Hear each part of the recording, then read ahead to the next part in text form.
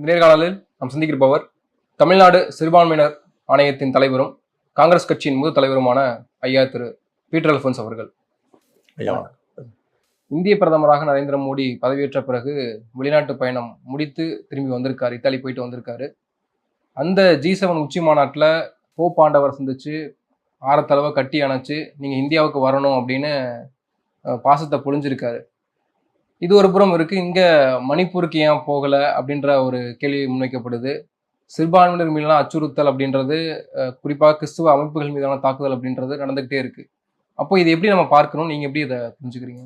இல்லை, பொதுவாக மோடியினுடைய நடவடிக்கைகளை நீங்கள் கவனித்து கொண்டே இருந்தீர்கள் என்று சொன்னால், அவர் இந்த வெளி அடையாளங்களின் மீது தான் தன்னுடைய கவனங்கள் முழுமையும் செலுத்துவார்.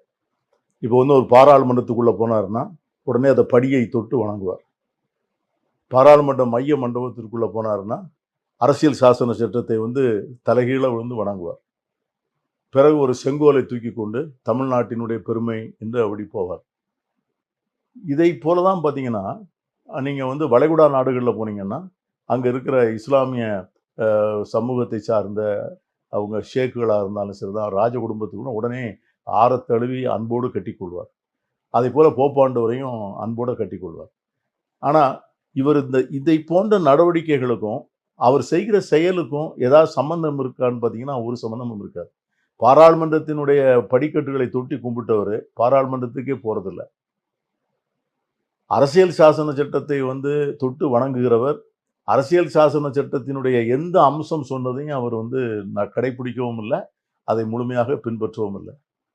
அதே போல் சிறுபான்மை மக்களை, அதாவது நம்ம ஊரில் சிறுபான்மை, அவங்க வளைகுடா நாடுகளில் இஸ்லாமியர்கள் சிறுபான்மைன்னு சொல்லலை. ஆனால் அவர்களையெல்லாம் அங்கே போய் கட்டி பிடிக்கின்ற போது இங்கே உள்ள இஸ்லாமியர்களுடைய நிலை என்னன்னா, நேற்று என்ன நடந்திருக்கு பாருங்கள். குஜராத்தில் ஒரு குடியிருப்பு கட்டி கொடுக்குறாங்க அரசு.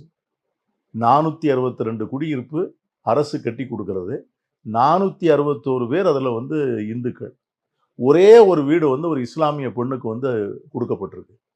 அந்த 461 பேரில் ஒரு கொஞ்சம் பேர் சேர்ந்து என்ன சொல்கிறாங்கன்னா, அந்த ஒரு பெண்ணுக்கு அந்த வீட்டை கொடுக்கக்கூடாது.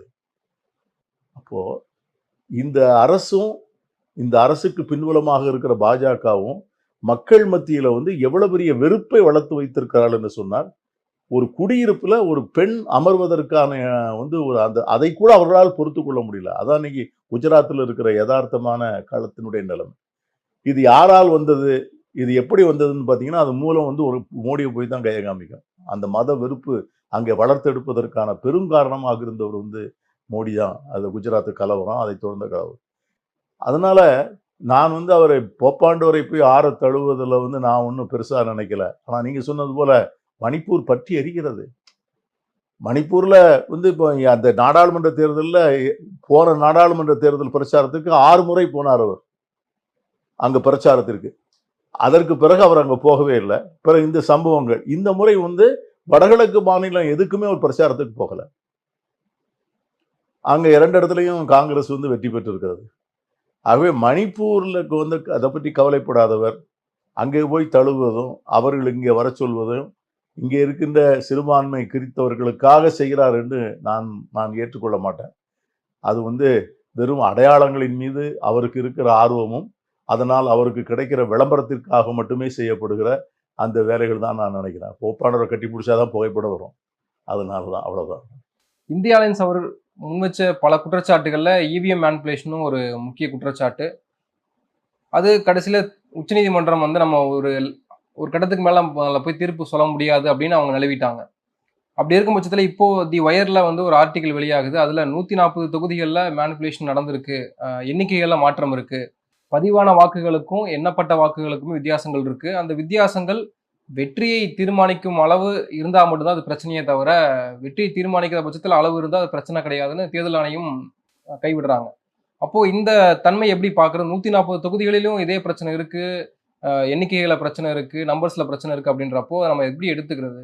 இல்லை, அதாவது இந்த EVM மீது மக்களுக்குள்ள நம்பிக்கை கொஞ்சம் கொஞ்சமாக குறைந்து விட்டது. அந்த நம்பிக்கையை முழுமையாக மீட்டெடுக்க வேண்டும் என்று சொன்னால், அந்த விவிபேட் மிஷினில் இருக்கிற அந்த ஸ்லிப்பை நான் வாக்கு போட்ட உடனே காமிக்குதுல, அந்த ஸ்லிப்பை அந்த வாக்குப்பளித்த வாக்காளரே அவர் கையினால் வெளியே எடுத்து அதை ஒரு பெட்டிக்குள்ளே போட்டு தான் அந்த நம்பிக்கையை வந்து நாம் வந்து திரும்ப பெற முடியும். இப்போ வந்து எலக்ட்ரானிக் ஓட்டிங் மிஷின் மேலே வந்து நமக்கு வந்து நம்பிக்கை இல்லைன்னு நம்ம சொல்ல தயாராக இல்லை. அது வந்து இருக்கு. ஆனால் அதை வந்து எப்படியெல்லாம் மேனிப்புலேட் பண்ண முடியுங்கிறத பற்றி நிறைய சந்தேகங்கள் இப்பொழுது வந்திருக்கு.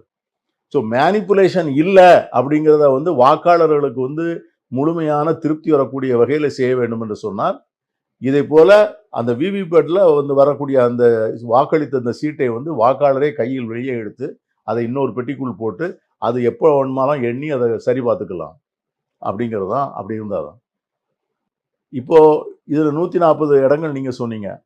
மோடியினுடைய கான்ஸ்டுவன்சியில் ஃபர்ஸ்ட் 4 ரவுண்டில் அவர் வந்து ட்ரைலிங் பிஹைண்ட். அதற்கு பிறகு உள்ள ட்ரைனில் எந்த ரவுண்டில் என்ன வந்துச்சுங்கிற அதே அவருக்கு வந்து அறிவிப்புல வெளியே வரல. கடைசியில் 1,20,000 ஓட்டில் வெற்றி பெற்று விட்டார் என்று வந்தது.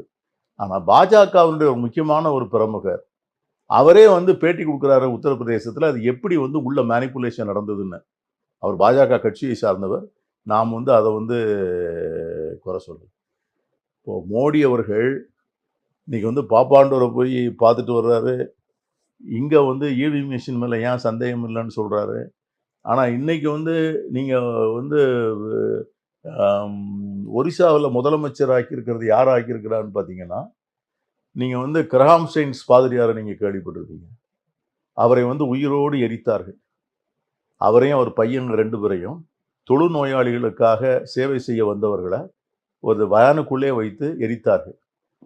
அந்த எரித்ததில் வந்து ஒரு முக்கியமான குற்றவாளி தான் வந்து அவரை வெளியே வந்து விட வேண்டும் என்று பெரிய இயக்கம் நடத்தி தர்ணா பண்ணது. அந்த இயக்கத்திற்கு தலைமையேற்றவர் தான் இன்றைக்கு வந்து ஒரிசாவில் முதலமைச்சராக பதவியேற்றிருக்கிறவர். இது வந்து எவ்வளவு முரண்பாடான செய்திகள்னு நான் சொல்றேன். இதெல்லாம் வந்து நிறைய பேருக்கு இந்த செய்திகள் வந்து வெளியே வர்றதில்லை. ஸோ இவிஎம் மிஷின் வந்து அதனுடைய நம்பகத்தன்மை, நம்முடைய பிரதமர் மீது இருக்கிற நம்பகத்தன்மை, இவைகளெல்லாம் இன்னைக்கு வந்து ஒரு பெரிய கேள்விக்குள்ளாக்கப்பட்டிருக்கின்றன. ஆனால் உச்சநீதிமன்றம் தான் இதில் வந்து நிறைய தெளிவுகளை தர வேண்டும். ஆனால் அன்ஃபார்ச்சுனேட்லி உச்சநீதிமன்றம் வந்து ஒரு கட்டத்துக்கு மேலே அதுக்குள்ளே வர்றதுக்கு வந்து தயங்குது. இப்போ தேர்தல் முடிந்து விட்டதுனால இதை போன்ற பிரச்சனைகளை வந்து எடுத்து இதை வந்து முழுமையாக விசாரித்து ஒரு நல்லதொரு தீர்ப்பை தரலாம். இந்த சந்தேகங்களுக்கு நிரந்தரமான முற்றுப்புள்ளி வைக்கலாம். ஆகவே இந்த சந்தேகங்களை தீர்ப்பதற்கான என்ன நடவடிக்கைகள் எடுக்கப்பட வேண்டும் என்பதை தேர்தல் ஆணையத்திற்கு உச்சநீதிமன்றமே டைரக்ஷன் கொடுக்கலாம். அதை இந்த பதிலை செய்யலாம். இந்தியா கூட்டணி கட்சிகளும் அதற்கான முன்னெடுப்பை எடுக்க வேண்டும் என்பதுதான் என்னுடைய வேண்டுகோள். நீங்க உட்பட எல்லாருமே வந்து இந்தியா கூட்டணி கட்சிகள் சார்ந்த எல்லாருமே என்ன சொன்னாங்க, இந்த மாதிரி மோடி பலவீனம் ஆயிட்டாரு, மைனாரிட்டி கவர்மெண்ட், நிதிஷையும் நாயுடையும் நம்பி தான் இந்த கவர்மெண்ட் ரன் ஆக போகுது, அவங்க கவுத்துட்டாங்கன்னா கப்பல் கவுந்த மாதிரி ஆட்சி கவுந்துரும் அப்படின்ற மாதிரி சொல்லப்பட்டுச்சு. ஆனால் மீண்டும் அதே அதிகாரிகள், அதே அமைச்சர்கள், நிர்மலா சீதாராமன், ஜெய்சங்கர் போன்ற நபர்கள் மீண்டும் அதே பொறுப்புக்கு வந்திருக்காங்க. அஜித் தோவல், பி.கே. மிஸ்ரா போன்ற நபர்கள் அதே பொறுப்புக்கு வந்திருக்காங்க. அப்படி பார்க்கிற பொழுது அதே தோரணையோடு அதே பலத்தோடு மோடி மீண்டும் பிரதமர் ஆகியிருக்காரு அப்படின்னு தானே பார்க்க வேண்டியதா இருக்கு. இல்ல அதான், அதாவது அவருக்கு வந்து இன்னைக்கு தேசிய ஜனநாயக கூட்டணிக்கு வந்து பெரும்பான்மை இருக்கிறது என்பதில் நமக்கு மாற்று கருத்து இல்லை. அந்த பெரும்பான்மை உருவாக்கக்கூடிய முக்கியமான 2 பேர் வந்து ஒருவர் வந்து சந்திரபாபு நாயுடு, ஒருத்தர் நிதிஷ்குமார். நிதிஷ்குமார் பொறுத்த வரைக்கும் அவர் முழுமையாக பாஜகவினுடைய தயவில் தான் அவர் அங்கே முதலமைச்சராக தொடர வேண்டும். பாஜக தயவு இல்லை என்று சொன்னால் அவர் முதலமைச்சராக இருக்க முடியாது. வரக்கூடிய தேர்தலிலும் பாஜகவோடு கூட்டணி சேர்ந்தால்தான் அவர் வந்து தேர்தலை சந்திக்க முடியும் என்கிற நிலைமை தான் அவருக்கு. நிதிஷ்குமார் அவருடைய சுயமாகவோ அவருடைய கட்சி தனித்தோ அதை ஒரு தேர்தலை சந்தித்து வெற்றி பெறக்கூடிய சூழ்நிலை, அரசியல் சூழ்நிலை இல்லை என்பது நிதிஷ்குமாருக்கு தெரியும். ஆகவே நிதிஷ்குமாரிடமிருந்து நான் ஒரு பெரிய எதிர்ப்பு வந்துடும் இந்த அரசுக்கு அப்படின்னு நான் எதிர்பார்க்கல. ஆகவே அது வந்து குறைந்தபட்சம் அந்த எதிர்ப்பு வருவதற்கு சட்டமன்ற தேர்தல் வரைக்காவது நம்ம காத்திருக்கணும். பீகாரில் சட்டமன்ற தேர்தல் முடிகிற வரைக்கும் நிதிஷ்குமாரிடமிருந்து எந்த விதமான எதிர்ப்பு குரலும் வராது. சந்திரபாபு நாயுடு எடுத்துக்கிட்டிங்கன்னா, சந்திரபாபு நாயுடுக்கு மோடியை உள்ளும் புறமும் அறிவார் அவர். ஏன்னா அவர் கட்சியவே உடைச்சிருக்கார். அவருடைய மாநிலங்களவை உறுப்பினர்களே மாற்றி கட்சி மாற வைத்திருக்கிறார். அவர் என்ன செய்வாருங்கிறது அவருக்கு தெரியும். அவரே நம்பிக்கையில்லா தீர்மானம் கொண்டு வருவதற்கான முயற்சி எடுத்தவர் தான் மோடி மேலே. ஆனால் இன்னைக்கு அவருடைய நிலைமை எப்படி இருக்குன்னு கேட்டிங்கன்னா, ஆந்திராவு அரசு வந்து அடுத்த மாதம் சம்பளம் போடுவதற்கு கூட அவர்கிட்ட பணம் கிடையாது. அதை போன்ற ஒரு பெரிய நிதி நெருக்கடியில் தான் வந்து இன்னைக்கு ஆந்திர மாநிலம் இருக்குது. ஸோ புதிதாக தேர்ந்தெடுக்கப்பட்டு ஆட்சி பொறுப்பேற்ற உடனே மாநிலத்தினுடைய பொருளாதார நலத்தை மட்டுமே சிந்திக்க வேண்டிய ஒரு நிர்பந்தத்திற்குள்ளே சந்திரபாபு நாயுடு மாட்டிக்கொண்டிருப்பதால் அவரும் இன்னும் ஓராண்டுக்கு அந்த பிரச்சனைகள் எல்லாம் தீர்ந்து ஒரு நார்மல் நிலைமைக்கு வருகிற வரை அவரும் அதில் கை வைப்பார்னு நான் நினைக்கல. ஆகவே என்னை பொறுத்த வரையும் இந்த இந்த இந்த அமைப்பு இந்த இந்த என்டிஏ சர்க்காருக்கு வந்து இன்னும் ஓராண்டுக்குள்ள எந்த விதமான பெரிய இடைஞ்சல் இருப்பதாக நான் கருதலை. ஆனால் என்ன நம்ம இதை பார்க்கணும்னு கேட்டிங்கன்னா, இந்த 2 பேருடைய பலவீனத்தை வந்து மோடி நல்லா பயன்படுத்துகிறார் பார்த்து. ஏற்கனவே வந்து மோடி என்னைக்குமே பார்த்தீங்கன்னா தன் கூட இருக்கிறவருடைய பலவீனத்தை தான் முதலில் வந்து அவர் பண்ணுவார். அப்படி அவங்க பலவீனமா இல்லாம இருந்தாங்கன்னா அவங்களுக்கு பலவீனத்தை உண்டாக்குவதற்கு என்ன செய்யணும்னு யோசித்து அதை செய்வார். அது என்ன செய்வார்னா அவங்க கட்சியே பார்லிமெண்ட்டை 2ஆ உடைப்பார். இல்லை அவங்க மேலே ஏதாவது ஒரு விசாரணை இருந்ததுன்னா உடனே ஒரு எஃப்ஐஆரை போட வச்சு உடனே ஒரு என்கொயரியை வச்சு ஒரு அட்டாச்மெண்ட் ஒன்று பண்ணி பேப்பரில் 2 நாள் போட்டு அவங்களுடைய இதுதான் அவங்களுடைய மோடுஸ் ஆப்பரண்டியே இதுதான் வந்து இது. ஆனால் இதை வச்சு என்ன பண்ணியிருக்காங்கன்னு கேட்டிங்கன்னா, மீண்டும் நம்ம வந்து ஏற்கனவே வந்து ராகுல் காந்தி அவர்கள் கடந்த ஆட்சி மீது சொன்ன குற்றச்சாட்டே வந்து அதிகாரத்தை கையிலே வைத்திருக்கக்கூடியவர்கள் ஒரு மேல்தட்டு சமூகத்தை சார்ந்தவர்கள் மட்டும்தான் இன்னைக்கு ஒன்றிய அரசுல பிரதமர் அலுவலகத்தில் இருந்து கடைசி புள்ளி வரை அவர்கள் தான் இருக்கிறார்கள். அங்க வந்து மற்றவர்களுக்கு அதிகார பங்கீடே வரல, மற்றவர்கள் யார் அங்க போகலைங்கிறது வந்து இந்த தடவை ரொம்ப கிளாரிங்கா வந்திருக்கு. அதாவது இப்போ பார்த்தீங்கன்னா ஒன்றிய அரசினுடைய எல்லா விதமான அலுவல்களும் அதை முடிவு செய்து இறுதி செய்ய வேண்டியது வந்து அந்த கேபினட் கமிட்டிஸ் தான். அதாவது cabinet committee on economic affairs, cabinet committee on national security, cabinet committee on external relationship, cabinet committee on appointments, ஏன்னா cabinet committee on internal security, law and order, இப்படி வந்து ஒரு 5 கமிட்டி.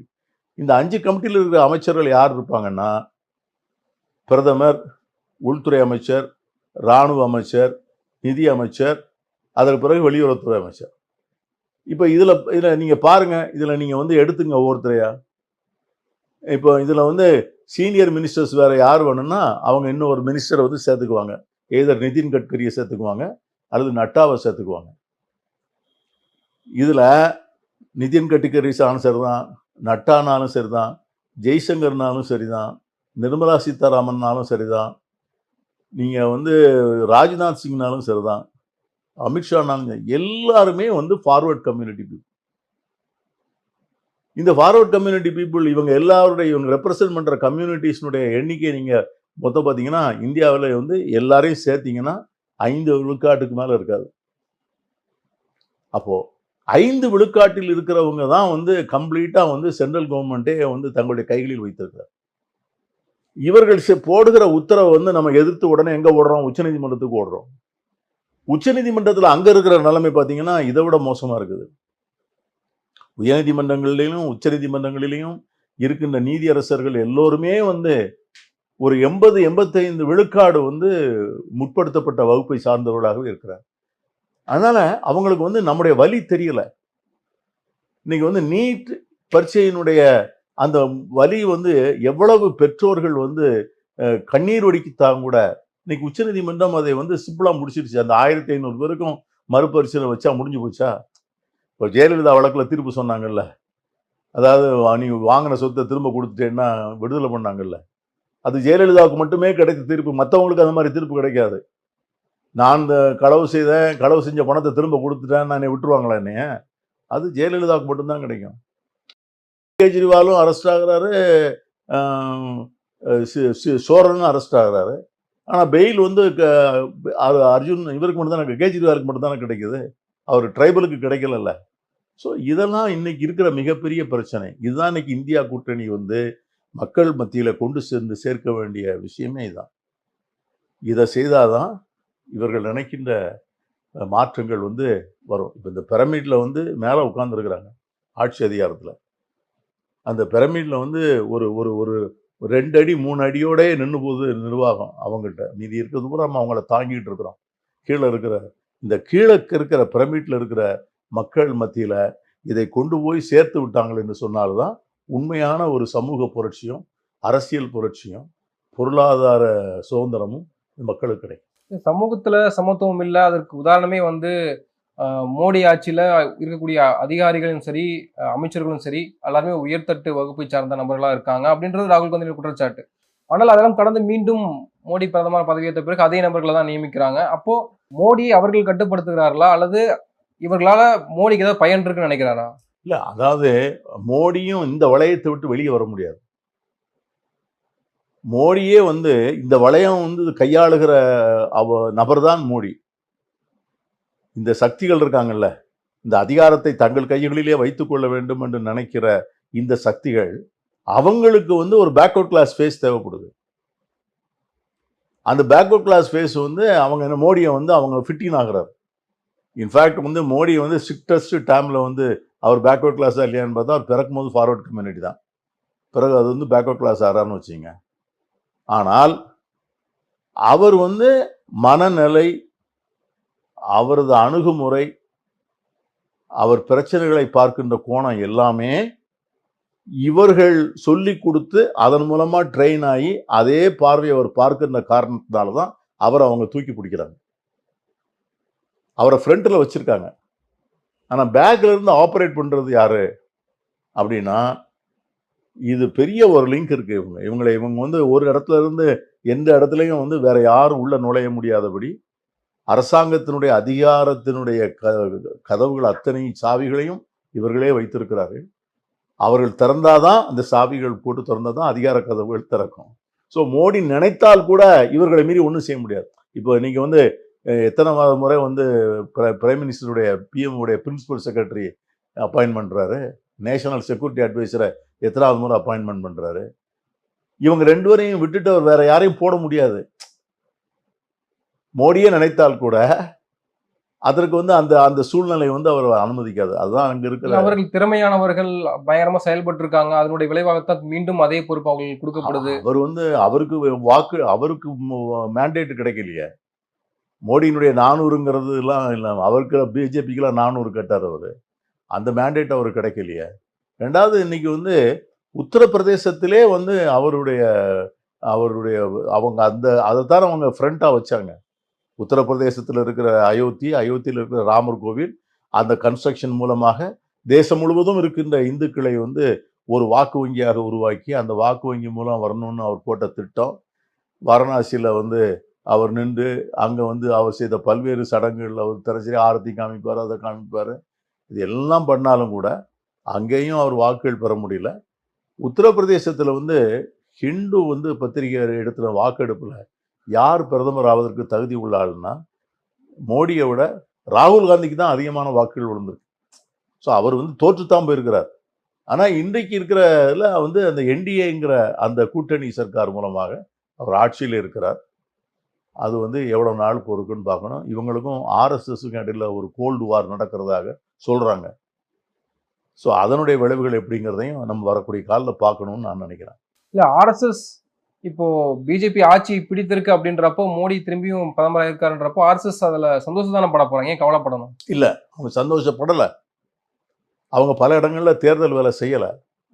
அவங்களே சொல்கிறாங்களே, எங்கள் பல இடங்களிலே வந்து ஆர்எஸ்எஸ்னுடைய சேவக்ஸ் வந்து பிரச்சாரங்களும் சேவர்களும் வேலை செய்யலை. அது வந்து இன்னொன்று என்ன சொன்னால், அவங்களுடைய அகங்காரமும் கர்வமும் தான் வந்து ஒரு இப்படி ஆக்கி பிடிச்சவங்கள. எவ்வளோ பெரிய கட்சி பாஜக, அதை ஏன் வந்து ஒரு சிறுபான்மைக்கு எண்ணிக்கைக்கு வரணும்? உங்களுடைய சேவக்குன்னா யாரு? பிரதமர் தான் அடிக்கடி தன்னை பிரதமர் சேவக்குன்னு சொல்றார். அந்த சேவகனுடைய அகங்காரம் தான் காரணம். அகங்கார் அப்படின்னு சொல்றாங்க. ஸோ அந்த அகங்காரமும் ஆணவமும் தான் உங்களை கெடுத்தது. அதுபோல் நேற்று வந்து இது வந்து மோகன் பகவத் பேசினது. ஆர்கனைசர் பத்திரிகையிலையும் இதே மாதிரி வந்து அவங்களுடைய அதிகாரபூர்வமான அதுலேயும் பெரிய கட்டுரை வந்தது. நேற்று முன்தினம் பேசிய ஆர்எஸ்எஸ் கட்சியினுடைய தலைவர் என்ன சொல்றாருன்னா, ராமர் போட்ட சாபம் தான் உனக்கு, அதனால தான் உனக்கு வந்து பெரும்பான்மை கிடைக்கல, நீ ராமருக்கு எதிராகவே நீ தவறு பண்ணீங்க அப்படின்னு ஆர்எஸ்எஸ் தலைவர்கள் சொல்லக்கூடிய அளவுக்கு இன்னைக்கு வந்து ஒரு நிலைமை இருக்கு. இது வந்து அடுத்த அசெம்பிளி எலெக்ஷன் 3 ஸ்டேட்ல வருது. அந்த 3 சட்டமன்ற தேர்தல் வரைக்கும் எல்லாரும் அமைதியா அப்படியே இருப்பாங்க. மகாராஷ்டிரா, பீகார்ல. மகாராஷ்டிரா அந்த 3 சட்டமன்ற தேர்தல ரிவர்சஸ் வந்துன்னு வச்சுக்கீங்க, தென் மோடியினுடைய வீழ்ச்சியை யாராலையும் தாக்க முடியாது. அவங்களே பண்ணிடுவாங்க. அது அப்படிதான் வரும்னு நான் நினைக்கிறேன். இப்போ தமிழ்நாட்டை பொறுத்து பார்க்கும் பொழுது இதே 40-40 நாடாளுமன்றத்தில் எப்படி 40-40 ஜெயித்தோமோ அதே மாதிரி வருகிற சட்டமன்ற தேர்தலையும் 2026லயும் 200க்கு மேற்பட்ட இடங்கள் நம்ம ஜெயிக்கணும் அப்படின்னு 2 வருடங்களுக்கு முன்பாகவே ஸ்டாலின் ஒரு இலக்கை நிர்ணயம் பண்ணிட்டாரு. அந்த இலக்கு 200 மேல தாண்டது அப்படின்றது சாத்தியப்படுமா? அதாவது நம்ம வந்து ஒன்றை வந்து தெரிந்து கொள்ளணும். இன்றைக்கு தமிழகத்தில் நம்முடைய முதலமைச்சர் தளபதி ஸ்டாலின் அவர்களுடைய லீடர்ஷிப் ஸ்டேச்சரில் வேற தலைவர்களே இல்லை. இன்னைக்கு நம்ம தமிழகத்தில் இருக்கிற தலைவர்கள் ஈஸ் த டாலஸ்ட் லீடர். ஏன் அப்படின்னு கேட்டிங்கன்னா, அவர் தன்னை நடத்தி கொண்ட விதம் வந்து அப்படி. அந்த ஒரு கூட்டணியை வந்து உருவாக்குவதிலும், உருவாக்கிய கூட்டணியை வந்து சிந்தாமல் சிதறாமல் பாதுகாப்பதிலும், திட்டமிட்டு பணி செய்வதிலும். நீங்கள் வந்து எலெக்ஷன் கேம்பெயினை நீங்கள் பார்த்தீங்கன்னா தான் தெரியும். அவருடைய எலெக்ஷன் கேம்பெயின், கீழ்மட்டத்தில் நடந்த வேலைகள், அமைச்சர்களுக்கு கொடுக்கப்பட்ட பொறுப்புகள், பாக முகவர்களை வந்து ஒருங்கிணைத்த விதம், இந்த பாக முகவர்களுக்கு கொடுக்கப்பட்ட பயிற்சி, இது வந்து நிறைய புதிய யுக்திகளை வந்து திராவிட முன்னேற்ற கழகம் வந்து கையாண்டிருக்கு. இப்போ நேற்றே உடனே ஆரம்பித்தாங்க. அதாவது தமிழ்நாடு முழுவதும் பேச்சாளர்களை தேர்ந்தெடுப்பது. அதில் வந்து ஒரு 18 வயதிலிருந்து 35 வயது வரை உள்ள பேச்சாளர்களை தேர்ந்தெடுத்து அதில் 100 பேச்சாளர்களை வந்து இப்போவுமே தேர்ந்தெடுப்பது. அப்போது அந்த கம்யூனிகேஷன், பரப்புரை, இதற்கான மெட்டீரியல்லாம் கேதர் பண்ணணும். எப்படி 40ம் நமதேன்னு சொன்னாரோ அதை போல தான் இன்றைக்கி வந்து அந்த 200 இடங்களுக்கு மேலே வந்து அது வந்து இன்றைக்கி பார்த்தீங்கன்னா பாராளுமன்ற தொகுதியில் வாங்கியிருக்க வாக்குகளை பார்த்தால் அது ஒன்றும் வாங்க முடியாத, சாத்தியப்படாத ஒன்று அல்ல. 222, 23 தொகுதிகளில் இன்றைக்கு வந்து இந்தியா கூட்டணி தான் வந்து அதில் வெற்றி பெற்றிருக்கு. சட்டமன்ற தொகுதி வைஸா நீங்கள் பார்லிமெண்ட்டில் போலான ஓட்டுக்களை அசம்பிளி வைஸாக பார்த்தீங்கன்னா ஆல்ரெடி 222 ஆர் 223 கான்ஸ்டுவன்சியில் வந்து இந்த இந்தியா கூட்டணி வந்து தான் பண்ணியிருக்கு. ஆகவே அதை வந்து கட்டுக்கோப்பாக அப்படி வைத்திருக்கணும். மக்களை வந்து ஆண்டகனைஸ் பண்ணாமல் பார்த்துக்கணும். நமக்கு வாக்களிக்கிற செக்ஷனை வந்து சந்தோஷமாக வச்சுருக்கணும். அவருக்கு சொல்லி வந்து 45-50 விழுக்காடு வாக்குகள் அவர் கைகளில் இருக்கு. தமிழ்நாட்டில் மோடி மீது ஒரு எதிர்ப்பு அலை இருக்கு. மோடியை விரும்பாத மக்கள் இருக்காங்க. அதனுடைய காரணமாகத்தான் நாடாளுமன்ற தேர்தலை பொறுத்த வரைக்கும் இன்றைக்குமே மோடி எதிர்ப்பு பேசினாதான் ஜெயிக்க முடியுன்ற ஒரு ஃபார்முலாவை ஸ்டாலின் யூஸ் பண்ணி எப்பயுமே ஜெயித்துட்டு இருக்காரு. ஆனால் தமிழ்நாடு மாநிலத்துக்கான தேர்தல்லாம் அங்கே ஆன்டி இன்கம்பன்சி இருக்கும், நிறைய சவால்கள் இருக்கும், சந்திக்க வேண்டியது இருக்கும் அப்படிலாம் சொல்றாங்க இல்லையா? அது நம்ம பார்க்க வேண்டியது இருக்குல்ல. அதான் நான் என்ன சொல்றேன், ஆன்டி இன்கம்பன்சி வந்து பெர்சன்டேஜ் தான். உங்களுக்கு எவ்வளோ பெர்சன்டேஜ்? பெரிய பெர்சன்டேஜ் இருந்தால் தான் அது எலக்ட்ரல் ரிசல்ட் வந்து இதாகும். இப்போ இவரை பொறுத்த வரைக்கும் பார்த்தீங்கன்னா, இந்த பெனிஃபிட்டட் செக்ஷன் இருக்காங்கல்ல, அரசாங்கத்தினுடைய திட்டங்களினால் பயன்பெற்ற டைரக்ட்லி பெனிஃபிட்டட். இப்போ 2-3 ஸ்கீம்ஸ்லாம் வந்து இவங்கெல்லாம் ஒன்றுமே பண்ண முடியாது. நீங்கள் இப்போ மகளிருக்கு மாதம் 1000 ரூபா கொடுக்குறாங்க. கல்லூரிக்கு போகக்கூடிய பெண்களுக்கு 1000 ரூபா கொடுக்குறாங்க. இன்னைக்கு கல்லூரிக்கு போகிற மாணவர்களுக்கு இன்னைக்கு 1000 ரூபா கொடுக்கணும்னு சொல்கிறார். இதை போன்ற திட்டங்கள் வந்து வருகின்ற போதும் நீங்கள் வந்து தொழில் வர வந்து ஒரு பெரிய ஹராஸ்மெண்ட் இல்லை. சிறுபான்மை மக்கள் வந்து எந்த விதமான அச்சுறுத்தல் இல்லாமல் பாதுகாப்பாக இருக்கக்கூடிய ஒரே மாநிலமாக இருக்கு. மற்ற மாநிலத்தில் என்ன நடக்குன்னு பார்க்குறோம். மற்ற மாநிலத்தில் நடக்கும்போது இங்கே உள்ள சிறுபான்மை நினைக்கிறான் அந்த ஊரில் எப்படி இருக்குது, இந்த ஊரில் எப்படி இருக்குது. அப்போ தமிழ்நாடு தான் வந்து ஒரு தனித்தீவாக ஒரு சமூக அமைதியோடு இருக்குது. நாம் நினைத்தபடி கோயிலுக்கு போகிறோம், நம்ம தொழுகிறோம், நம்ம ப்ரேயர் பண்ணுறோம், நம்மளை யாரும் இடைஞ்சல் செய்யலை, நம்ம வந்து வாழ்வதற்கான உரிமைகள் வழங்கப்படுகிறது அப்படிங்கிற எண்ணம் அவங்களுக்கு. அது ஒரு 20 விழுக்காடு. அதே போல் தலித் மக்கள் வந்து இன்னைக்கு வந்து யாரோட இருப்பான்னு நினைக்கிறீங்க? தலித் மக்கள் திராவிட முன்னேற்ற கழகம், காங்கிரஸ், இந்த இந்தியா கூட்டணியோடு தான் இருக்கிறாங்க. இப்போ இன்னைக்கு வந்து சிபிஎம், சிபிஐ இவர்களெல்லாம் வந்து அவர்களோடு வேலை செய்யக்கூடிய, தலித் மக்களோடு இணைந்து வேலை செய்யக்கூடிய இயக்கங்கள். ஆகவே இன்னைக்கு நாளைக்கு அதிமுக வந்து தனியாக நிற்கும்னு நினைக்கிறீங்களா? நீங்கள் அதிமுகவும் பாஜகவும் சேராதுன்னு நினைக்கிறீங்களா? I am 100% sure. நாளைக்கு அதிமுக வந்து பாஜகவோட சேர்ந்து தான் நிற்கும் 2026. 26 அது எப்படியாவது அதை வந்து கடைசியில் கொண்டாந்து அதை கொண்டாந்து போட்டுருவாங்க. அதில் வந்து எடப்பாடிக்கு மட்டும்தான் அதில் வந்து அவர் தான் அதுக்கு நடுவில் நிற்கக்கூடிய ஒருத்தர் தான். ஏன்னா அவர் என்ன நினைக்கிறாருன்னா, மைனஸ் பன்னீர்செல்வம், தினகரன் அவங்க வேண்டாம், அவங்கள நாங்கள் சேர்க்க மாட்டோம், நாங்கள் என்கரேஜ் பண்ண மாட்டோம் அப்படிங்கிற அஷூரன்ஸை பாஜக கொடுத்துட்டு அண்ணாமலையை மட்டும் எடுத்துட்டு வேற யாரையாவது போட்டாச்சு தான் கூட்டணி செட்டில்.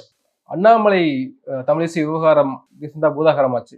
இப்போ தமிழிசைய சந்திரபாபு நாயுடு அவர்களுடைய பதவியேற்பு விழாவில் தமிழிசை அவர்களை ஒரு மாதிரி நடத்திட்டாங்க, தவறெல்லாம் நடத்திட்டாரு, அவமரியாதை நடத்திட்டாரு அப்படின்னு சொல்லி ஒரு பெரிய பேசுபொருளாச்சு. உடனடியாக வந்து கட்சி பூசல் விவகாரம் தான் பேசப்பட்டுச்சு, கண்டிச்சிருக்காரு இந்த தமிழிசை அவர்களை அப்படின்னு பெரிய விஷயமா பேசப்பட்டுச்சு. இப்போ நேற்று ஈவினிங்கே வந்து அண்ணாமலை அவர்கள் சாலிகிராமத்தில் இருக்கக்கூடிய தமிழிசை அவர்கள் வீட்டுக்கு போய் நேரில் சந்திச்சு, நாங்கள் வந்து பரஸ்பரமாக சந்திச்சுக்கிறோம், அவருடைய வழிகாட்டின்படி நானே நடந்துகிட்டு இருக்கேன் அப்படின்னு அண்ணாமலையே சொல்றாரு. அப்போ இந்த பிரச்சனை வந்து காங்கிரஸ் கட்சியும் முன்னெடுத்து காங்கிரஸ் கட்சியும் வந்து தமிழிசை அவர்களை அவமானப்படுத்திட்டாங்க அப்படின்னு நீங்களும் காங்கிரஸ் கட்சியும் சொன்னாங்க. இப்போ அது எப்படி எடுத்துக்கிறது? மற்ற கட்சி விவகாரங்களை பற்றி நாம் பேச முடியுமா? நீங்க அங்க அவங்கள்ட்ட வந்து அது வந்து ஃபயர் நீங்க அதை வந்து டேமேஜ் கண்டெயின் பண்றதுக்காக தான் அவர் அனுப்பிச்சது. அவங்க 2 நாளா 3 நாளா வந்து அமித்ஷா வந்து தமிழிசை நடத்துகிற அந்த விஷுவல்ஸ் வந்து ரொம்ப வைரலாக போய் பல இடங்களில் பலவிதமான ரியாக்ஷன்ஸ். சில இடங்களில் வந்து ஒரு ஒரு ஒரு ஒரு சீனியர் விமன் கவர்னராக இருந்தவங்க, தமிழ்நாடு தலைவராக இருந்தவங்க, அவங்கள வந்து ஒரு ஒரு ஒரு ஒரு ஒரு சப் இன்ஸ்பெக்டர் வந்து ஒரு அக்யூஸ்டை பேசுகிற மாதிரி மிரட்டி பேசலாமா அப்படின்னு சொல்லி ஒரு பெரிய பார்வை வந்து சமூக வலைத்தளங்கள்லாம் வந்துச்சு. இதனால வந்து அவங்க சார்ந்திருக்கிற சமுதாய மக்கள் வந்து தங்களுடைய சமுதாயத்தை சேர்ந்த ஒருவருக்கு இப்படிப்பட்ட அவமானம் இழைக்கப்பட்டு விட்டதுன்னு அது வந்து ஒரு செக்ஷன் ஆஃப் த பீப்புள் வந்து சமூக ஊடகங்களில் அதையும் வந்து அந்த மாதிரி செய்திகளையும் பரப்புனாங்க. இது எல்லா ஊடகங்கள்லையும், தேசிய ஊடகங்கள்ல இருந்து நம்ம இங்கிலீஷ் நியூஸ் பேப்பர்ஸ்ல இருந்து இது ஒரு பெரிய கவரேஜ் வந்த உடனே அதை வந்து டவுஸ் பண்ணுறதுக்காகத்தான் அண்ணாமலை அனுப்பிச்சது. ஸோ தட் அது வந்து ஒரு பிஆர் மேனேஜ்மெண்ட்டு தான். வேற 2 பேரும் தமிழிசைக்கும் நம்ம அண்ணாமலைக்கும் பெரிய ட்ரூஸ் சமாதானம் ஏற்பட்டதாக நான் நினைக்கிறேன். உட்கட்சி பூசல் எல்லா கட்சியிலுமே இருக்கும், ஆனால் பாஜக மட்டுமே பெருசா பேசுறாங்க. ஆமா, இல்ல பாஜகவில் வந்து உங்களுக்கு என்ன அப்படின்னு கேட்டீங்கன்னா, இந்த எலெக்ஷன் முடிந்த பிறகு ஒரு பெரிய செக்ஷன் வந்து அண்ணாமலையால தோற்று போனோம்னு நினைக்கிறாங்க. அண்ணாமலை மட்டும் வந்து கட்சி ஒழுங்கா இருந்து இந்த அலையன்ஸையும் பார்த்துருப்பாருன்னு சொன்னால் நம்மள ஒரு 4-5 பேர் எம்பி ஆயிருந்திருக்கலாம், இன்னும் அதிமுகவில் 10-20 எம்பி வந்திருக்கலாம். இது எல்லாத்தையும் கெடுத்ததே அண்ணாமலை தான். ஆகவே அண்ணாமலை போனால்தான் இனிமேல் பாஜக வந்து தமிழ்நாட்டில் வரும்னு நினைக்கிறாங்க. ஆனால் அவங்க மேலிடத்துல என்ன நினைக்கிறாங்கன்னு நமக்கு தெரியல. அது விரைவில் வந்து அது ஒரு முடிவுக்கு வரும்னு நான் நினைக்கிறேன். நன்றி. பல விஷயங்கள் தெரிய